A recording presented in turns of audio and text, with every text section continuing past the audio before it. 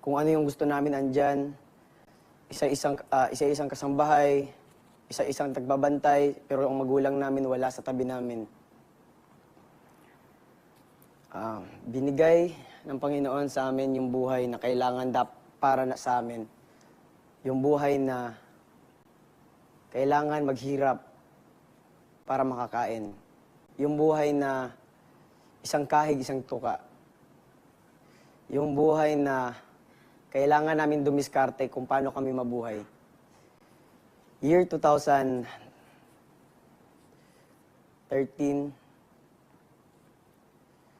si Papa naging driver ng tricycle. Apat kami magkakapatid. Yung 5 binubuhay ni Papa, kasama na si Mama. Si Papa, ang pinikita lang ni Papa sa pagta-tricycle is minsan umabot ng 100 sa isang araw. Kailangan niya pang pakain sa amin. Kailangan niya pang bigyan ng baon kami. Pero bilang isang anak, naintindihan namin si Papa. Hindi na kami humingi. Bilib na bilib ako sa taong to kahit gaano pa kami kahirap. Kahit wala na kami makain. Pag may mga boxers na gustong magboxing na from ibang province, pag sinasabihan siya, Coach, gusto ko po magboxing, kinukup-kup ni Papa. Sige, dito ka lang sa bahay tumira. Kahit kami, wala na kami makain. Lagi kong tinatanong sa magulang ko yan. Halos sobrang 10 tao na nakatira sa amin. Lagi sobrang 10 tao na naging adopted ni Papa. Lagi kong tinatanong sa magulang ko yan, bakit lagi kayong nag-a-adapt? Wala naman tayong makain. Laging sabi ni Papa sa akin, hindi kailangan maging mayaman para tumulong. Hindi kailangan maging mayaman para magmahal. Ang buhay, kahit hindi man pantay, basta tayo magsama-sama, magtulungan lang talaga. Huwag na huwag tayo mang-apak ng tao. Nag-start ako mag-boxing since 7 years old. Tinuruan si Papa yung naging trainer ko. Hindi boksingero si Papa, swimmer si Papa. Kaya nanood lang sa social media para paano maging coach. Tinuruan niya kami paano yung disiplina. Paano mabuhay sa sarili naming paa. Paano pakainin yung sarili namin gamit ang sarili naming kamay. Paano tumakbo, paano tumayo gamit ang sarili naming paa. And paano magmahal sa isang kapwa kahit puno siya ng galit sa'yo. Alam naman natin na ang buhay natin hindi talaga pantay-pantay. Nakadepende na lang sa atin kung paano natin dalhin. Si Papa, grabe yung sakripisyo na ginawa niya sa pamilya namin. Hindi lang kami ang pinaaral niya. Hindi lang kami ang pinursige niya para mag-aral at para mangarap. 47 boxers ang natulungan ni Papa. 3 private schools ang private schools owners ang hinarap ni Papa at kinausap ni Papa para tulungan ang mga batang yun. Kinausap ni Papa kahit si Papa hindi gaano katalino sa English. Si Papa kahit di siya gaano katalino, gaya ng iba. Bilib ako sa Papa ko kasi ang puso niya. Kinausap niya yung mga may-ari ng paaralan kung pwede maging scholars yung mga boxers. Sinabihan niya yung mga paaralan, huwag kayong mag-alala. Gagawin ko lahat na makakaya ko para magkaroon ng achievements ng mga boxers na to at dalhin i-representa ang schools niyo. Hindi sila binigo ni Papa. May mga graduate na si Papa, may police na si Papa na boxers ngayon, may business ad na, may graduate na, dami nang natulungan ni Papa. Hindi ako sa nagmamayabang, pero proud na proud ako sa Papa ko. Si Papa yung kahit sobrang dami nang nagsiselos kay Papa sa posisyon niya bilang isang head coach ng General Santos City. Sobrang dami nang nagplano na patalsikin si Papa. Pero hindi bumitaw si Papa kasi gusto ni Papa na samahan yung mga bata. Ayaw na ayaw ni Papa iwan yung mga bata. Laging sinasabihan si Papa ng mga boxers, Coach, kung aalis ka, Coach, paano na lang kami? Paano kami makakapag-aral? Paano yung buhay namin? Paano yung pangarap namin? Paano yung sinabi mo sa amin, Coach, na gusto mo, Coach, na maging mayaman kami. Gusto mo, Coach, na tulungan yung magulang namin. Kami, hindi ko sinasabing pinalaki ako na maging mabait na bata. Pero pinalaki ako na may respeto na bata. Pinalaki ako na maawa sa kapwa ko mahirap. Nagpapasalamat ako sa magulang ko, lalo na sa Panginoon, kasi pinaranas niya sa akin yung buhay na may kaya. At buhay, lalo ng buhay na walang-wala. Kasi nakita ko talaga sa papa ko, kahit meron man kami wala, sobrang masayahin ni Papa. Napakamasayahin niya. Nalulungkot ako kasi sa 12 years namin sa boxing, naiwan ko si Papa. Mahirap para sa akin yun. Naiwan yung Papa ko sa ere.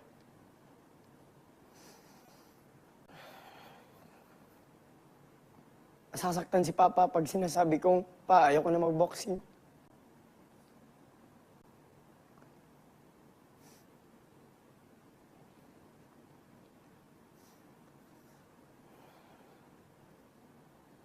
Year 2015, 2017, gusto ko na talagang huminto. Pero nakita ko yung magulang ko naghihirap pa. Nakita ko yung magulang ko na hindi pa alam kung paano kami buhayin. Kung bigla akong susuko, lahat kami mamamatay sa gutom. Tinuruan ako ni Papa na huwag agad sumuko sa isang pangarap hanggat wala ka pang naaabot. Hindi ko sinasabing ang layo na nang naabot ko. Sinasabi ko na kahit papano, may mapatunayan ka sa sarili mo. Lagi kong sinasabi, wala akong pake kung ma-impress ko yung ibang tao. Ang sa akin lang, ma-impress ko yung sarili ko. Sabi ni Papa sa akin,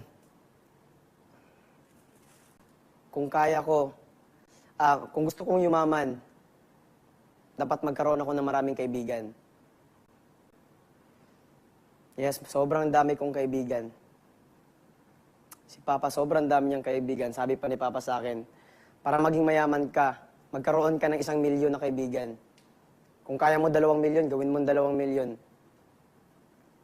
Yun yung isa sa para maging mayaman. Tapos hingian mo tagpipiso isa't isa. May 2 milyon ka na. Hindi, joke lang. Pero, basta, yun yung laging sinasabi ni Papa sa akin, maging masaya. Kahit anong problema pang pinagdadaanan namin. Nag-achieve ko yung mga pangarap ko. Nagkaroon kami ng medals international.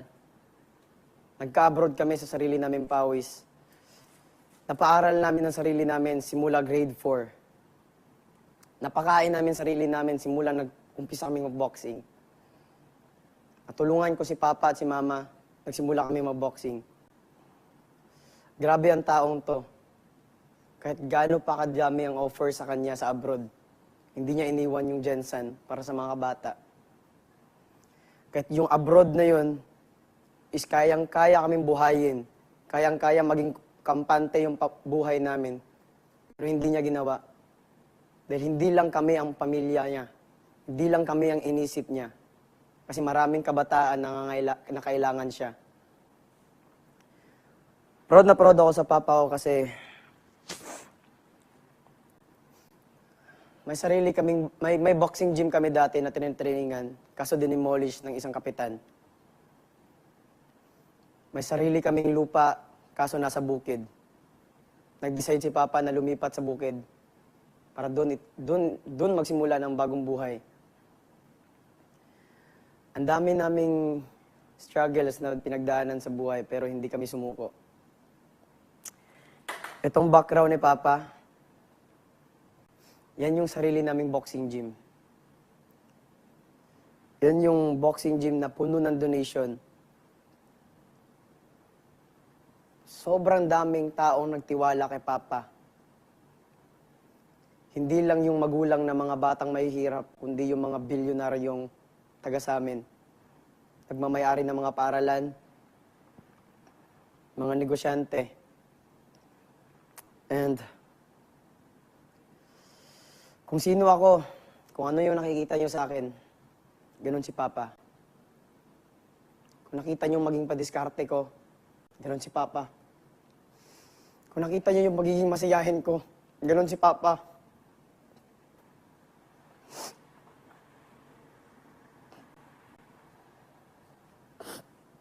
Kung mahal na mahal ko yung mga kaibigan ko, ganun si Papa. Kahit punong-puno na si Papa ng hate, kahit punong-puno na si Papa ng backstab, kahit punong-puno na si Papa ng panglalait sa mga kapwa, hindi nagpadala si Papa. Hindi pinangarap ni Papa maging pinakamagaling na coach. Hindi pinangarap ni Papa maging pinakamagaling na tatay sa buong mundo. Ang pinangarap niya lang ay makatulong sa mahihirap, makatulong sa mga bata.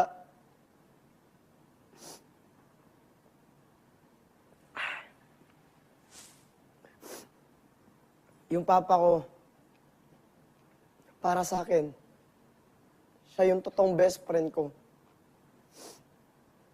Yung disiplina na binigay niya sa amin, magkakapatid, iba. Huwag mong apakan yung taong nang apak sa'yo pag nasa itaas ka na. Huwag mong gantihan yung taong nang lait sa'yo pag nasa itaas ka na. Ganon kabait Papa ko. Kahit sobrang dami ng taong nag-hate sa kanya, wala siyang pake, basta makatulong lang siya. Gusto ng Papa ko maging masaya. Kaya nung pagtalikod ko sa boxing, kasi alam din ni Papa, ito yung pinakaunang pangarap ko eh. Pagtalikod ko sa boxing, sobrang saya niya. Kasi nakapasa ako dito. Walang taon na malungkot ako. Walang taon na nalulugmok ako sa sarili ko. Kung sa tingin ng iba, yung buhay nila ay malungkot. Nagpapasalamat ako sa magulang ko kasi tinuruan ako na ang buhay ko ay sobrang saya. Na ang buhay ko ay puno ng pagmamahal. And gustong sabihin ni Papa sa akin lagi, yung lagi niya sinasabi sa akin, kaya gusto niyang mag-aral kami, kaya gusto niyang tumulong sa mga kabataan. Kasi, totoo nga sabi ni Papa, pag nagbebenta ka ng kamatis, dapat may reserba kang sibuyas. Kasi pag yung kamatis mo ay nalanta, may sibuyas ka pang may bebenta. Ibig sabihin nun, kung may talento ka man sa boxing, kailangan mo mag-aral. Kasi pag yung pagbo-boxing mo, hindi ka naging champion dyan, or naging matanda ka na, at least may diploma kang may papakita sa lahat. May pinag-aralan ka. Itong Papa ko sobrang masayahin ito.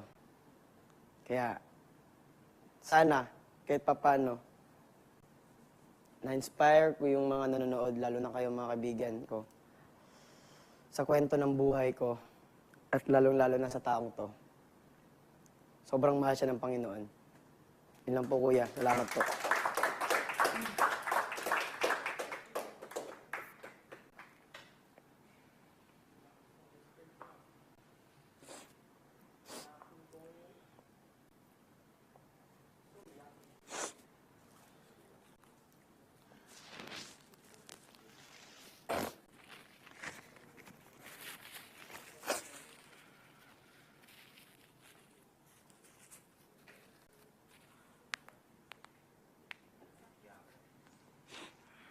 Anong desisyon mo, Russu? Ang susunod po, Kuya, si Chico. Housemates, huwag niyo na akong antayin. CR.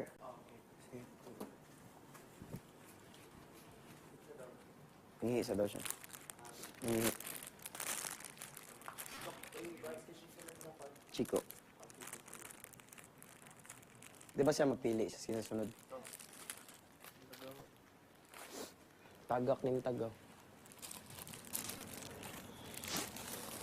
Yo, bro. Yo. Need to pee also. Should I? Yes, ay gahi iba. Ako pagtanaw pa lang. Ay, luwa dito wala na akong control.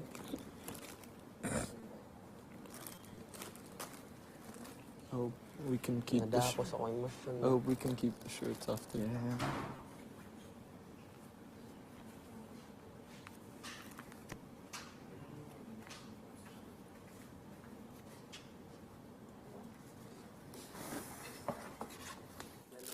Yellow.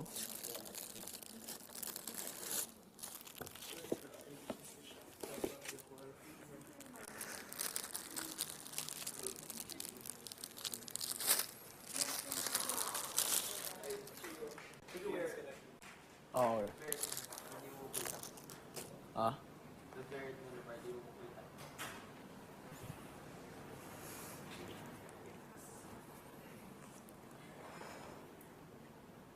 Don't wait for my cue anymore. Oh, sige.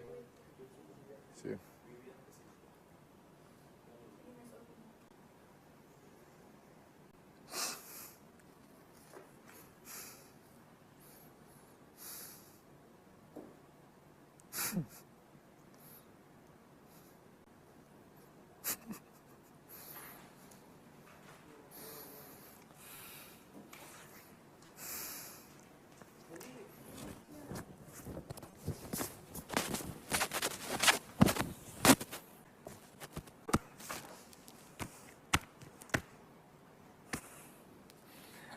So everybody, this is my dad.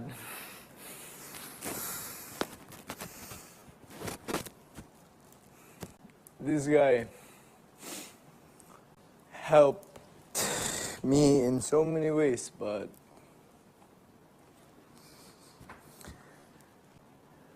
my dad loves not just me, but many people.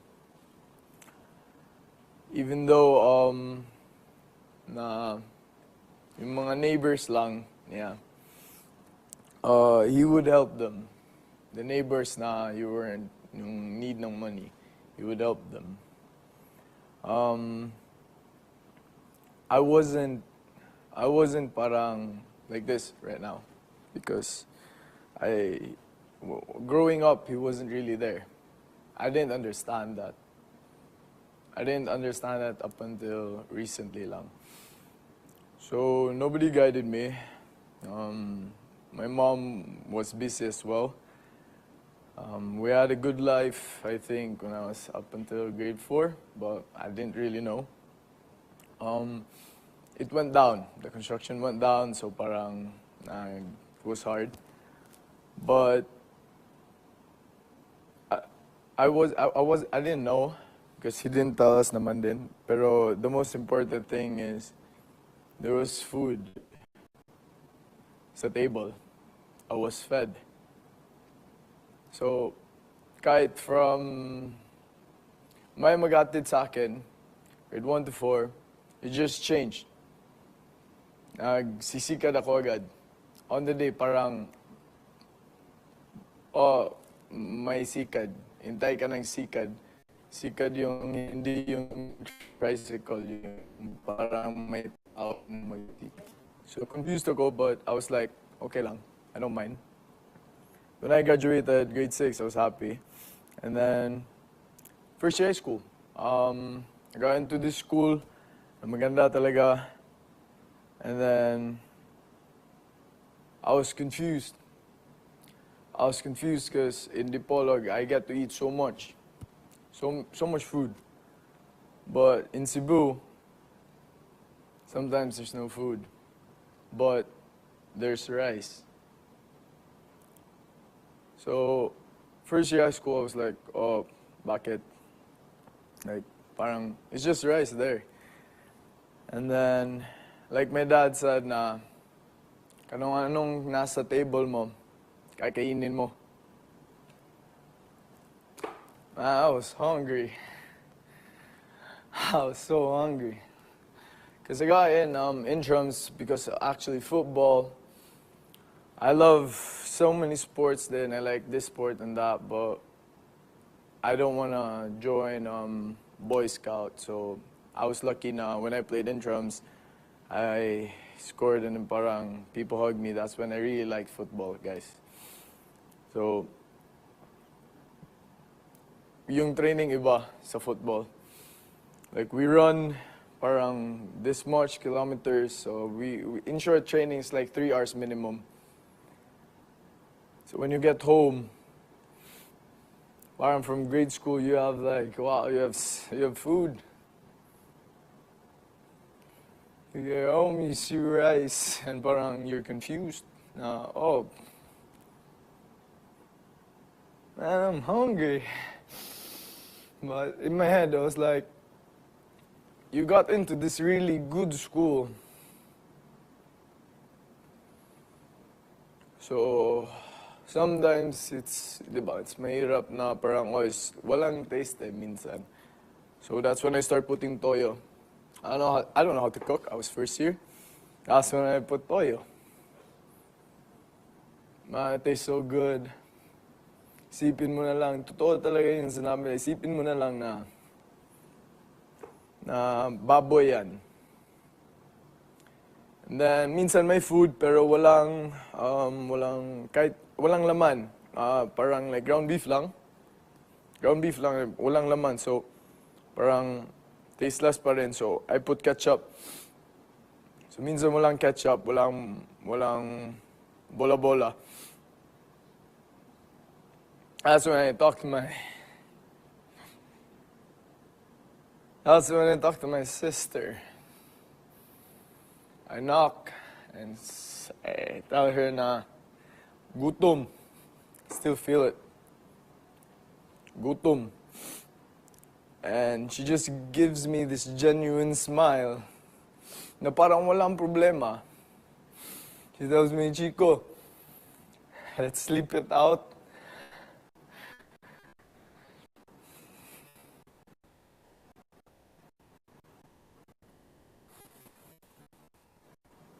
Sad part is sister.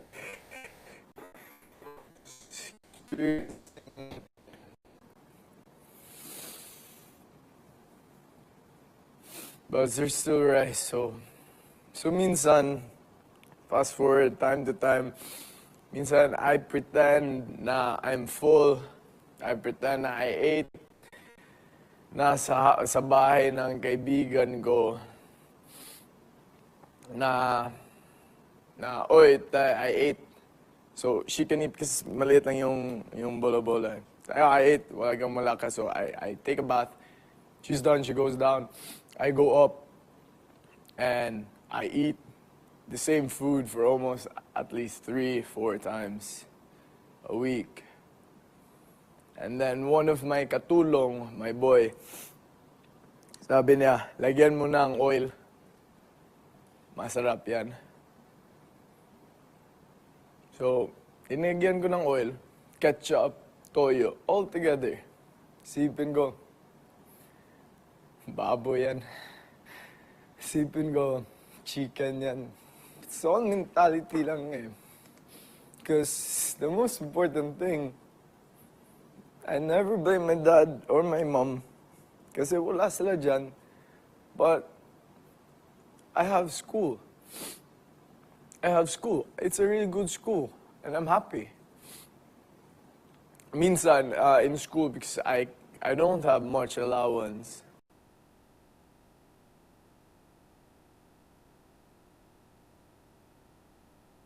So I'm hungry. And one time, I ate whole for 2 or 1.5 years, just chicken. Thigh part, the whole year. It tastes good, and that's the only thing I can afford there. Everything's expensive in that school. But in my head, as long as mabusog ka lang, kahit anong ilagay mo, mabusog ka lang, you get training. Kasi guys, I want I had a dream. First time in my life, I got a dream. Become the best sa football. And fourth year, something happened. I got in Dipolog. I studied there. This and that. I got to play Palarong Pambansa, and I was so happy with that. First time ever my dad saw me play. And I was so proud wearing my jersey with his name sa back niya. Because every time I play tournaments, you never see it. Mahal yung load eh. Wala pa yung social media, mahal yung load. So he calls once or twice a week, say, Chick, musta yung tournament mo? I have 1 cleats. Because that's all he can afford. 1 cleats, I put tape, and people ask, why do you put tape? Is that for like, parang pa-choy-choy, parang pa-good shot, and I'm like, wow, your cleats has a tape. That's all I can afford. He gave me 1 cleat. My uncle gave me 1 cleat. That's all I had for like 3 years. Sa pinakamapangit na field in Cebu. But that didn't stop me. We don't have a garden. So I want to become the best. It was kind of late. I want to become the best. So after training, when I go home, before I eat, there's a street light in front of my house. There's a big house. There's a street light there. I just juggle a ball or train. Kahit mahirap minsan kasi the street light, minsan hindi siya mahayag. That didn't stop me sa dream ko because my dad always tells me this, sacrifice to gain something in the end. Mahirap ang buhay, but if meron kang dream, protect it talaga. Because it's you. At the end of the day, all we have to do is support you lang. Ikaw magdesisyon na matutulog ka, ikaw magdesisyon na kakain ka ng ganito, ganyan. Ikaw magdesisyon, ikaw yung last decision, kahit laming magbigay mo ng advice, ikaw ang last decision na magsabi na yes or no. All the way to college, it was hard pa rin, but parang nasanay na ako. It was still there. You know, yun na think ko na, wow, someone, so I was like, Pa, can you watch my game? Pa, can you watch this tournament? It's really big. Can you watch this, please? Sabi niya, I'd rather give you allowance than watch that game.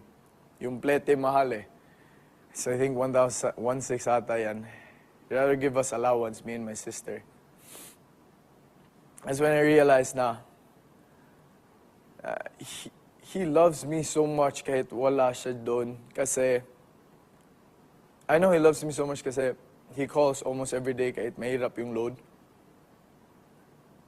He tells me na, I mean, he don't want to see his son play kahit he wants to, as long as he can give them allowance. Me and my sister. So he only saw me play 3 times. Lahat ng tournaments ko. He doesn't know any social media. He stopped smoking because one time we were watching Champions League and I went out. I was like, Pa, I can't breathe. He started smoking high school and he stopped that. And he was like around 54. When I went out, the next day he stopped, and that's when we have a proper conversation talaga, because it's always a phone. It's always a phone saying, Pa, I scored a goal, and I see so many parents of my teammates. I grab my shirt. I just look up. This is said, ang Ginoo na dira. That Jesus is there. God is there. All my goals, Pa, if there's pictures, that's all you. I score them. And I just sometimes think, if this is Abiliana, you're there. The first time you watched me, I scored that goal with you and my mom, Jane, my mom. First time. Now you remember that day. First time, watch me play, I scored that goal, and the through pass, the play, everything, you stood up. I remember that.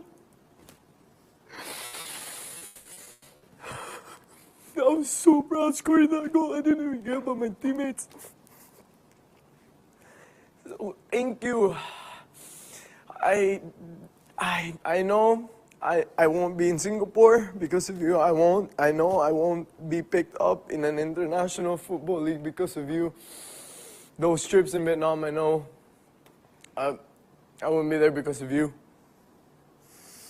Because of him, guys. Because of him. This guy loves me so much, loves us so much. So even though I'm hungry, I tell him I'm hungry. He said, kain lang, kain lang, kain ka lang, kain ka lang, kain ka lang. Kain ka lang. Lagyan mo ng ano dyan, kain ka lang. Mabusog ka tulog. And then, I don't know how we really paid everything. I don't know how, parang life for him was really unfair. Life for this guy was really unfair. He's there for everybody. Especially when I knew we had a financial debt. I knew that recently. He didn't tell me because he wants me to focus the dreams ko. I'm so lucky with this guy because he most of other people sabi na, grabe Chico, 8 years college, congrats. My cousin, kadugo ko, kapag si Chico kukuha ng itong kurso, 10 years. An aunt told me, what do you get with football? So many people, even by blood, told me, you're nothing, all you have is this.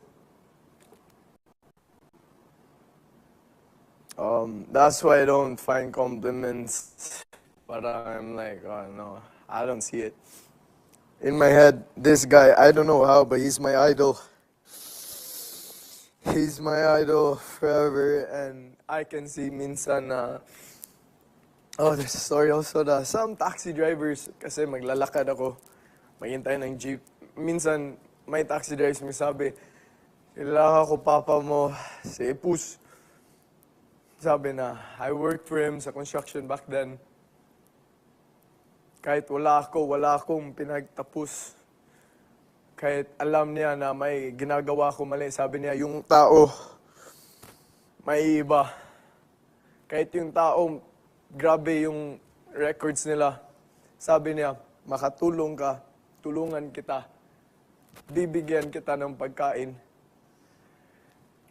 Minsan yung papa ko kasi yung construction, umiyak siya kasi saging lang kakainin niya. Kahit siya yung head engineer, saging lang kakainin niya kasi uunahin niya yung mga tao na nagtrabaho. Kasi alam niya, may pamilya silang uuwian. May pamilya silang magsabi, huy, si Papa magbigay ng pera ngayon. So sabi niya, meron silang pamilyang uuwian. Meron silang family na i-feed nila. So kahit saging lang kakainin niya, lagyan niya lang ng asukal, okay siya.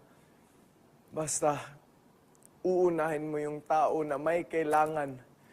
Basta meron ka pang makain, kahit ano yan, you can survive. Sa utak mo lang yan lahat. Ilagay mo lang dapat si Diyos, yung Diyos. Sa lahat, ilagay mo ang Diyos. Una talaga siya. And then your family. And then follow, and then follow. So I idolize this guy so much because I know he loves us so much. Even though he doesn't buy anything for himself, as long as he knows na I have something to eat, I have clothes, I have anything talaga na makain or ano. He supported me.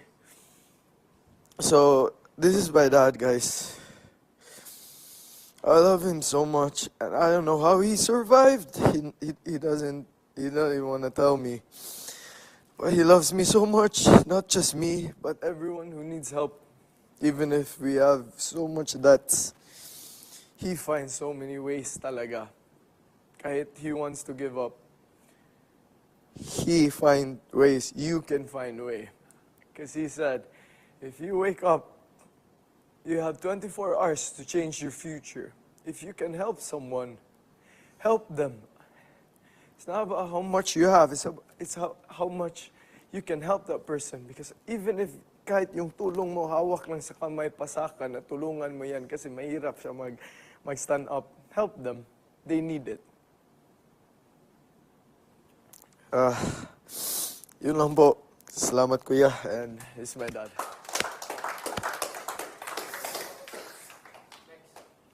Next po ay si Kobe.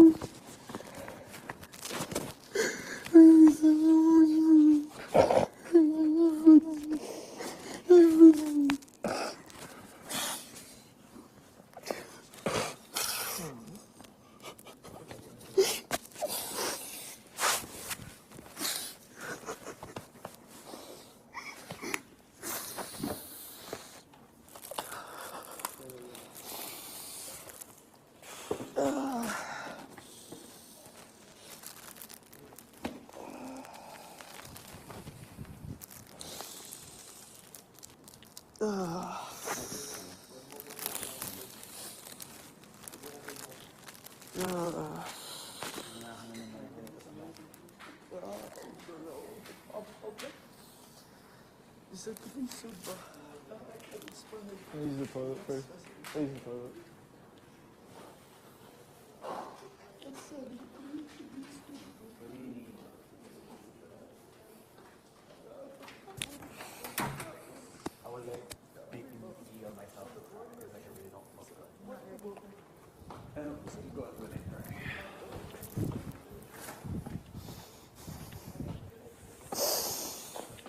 Are you gonna pee? Okay. Okay. I was like, Akala ko si JR. ako ang giring. Nung tumayo ako, bigla siya tumakbo.